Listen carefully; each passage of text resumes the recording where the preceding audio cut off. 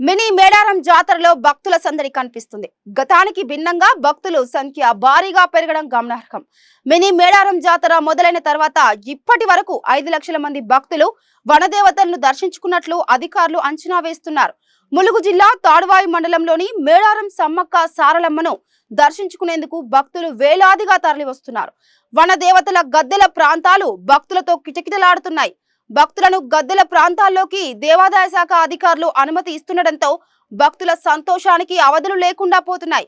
మేడారం, ఐలాపూర్, కొండాయి, మల్యాల ప్రాంతాల్లోని వన దేవతల గద్దెల ప్రాంతాలలో భక్తులకు ఇబ్బందులు కలగకుండా ఏర్పాట్లు చేయడంతో జాతరలో సమస్యలు లేకుండా కొనసాగుతున్నాయి. మేడారం గ్రామంలోని గద్దెల ప్రాంతంలో భక్తులు వడదెబ్బకు గురి కాకుండా చలువ పందిళ్లు ఏర్పాటు చేయడంతో పాటుగా గద్దెల పరిసర ప్రాంతాల్లో ప్రత్యేక మ్యాట్లను కూడా ఏర్పాటు చేశారు.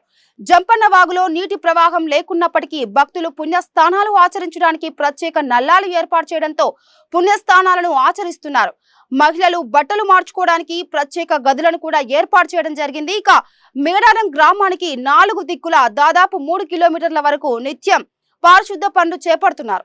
జిల్లా పోలీస్ యంత్రాంగం ప్రత్యేకంగా 1000 మంది సిబ్బందిని నియమించి ట్రాఫిక్ జామ్ కాకుండా చర్యలు కూడా తీసుకుంది. ఇక ఈ నెల 12న ప్రారంభమైన మినీ మేడారం జాతర ఈ నెల 15తో ముగియనుంది.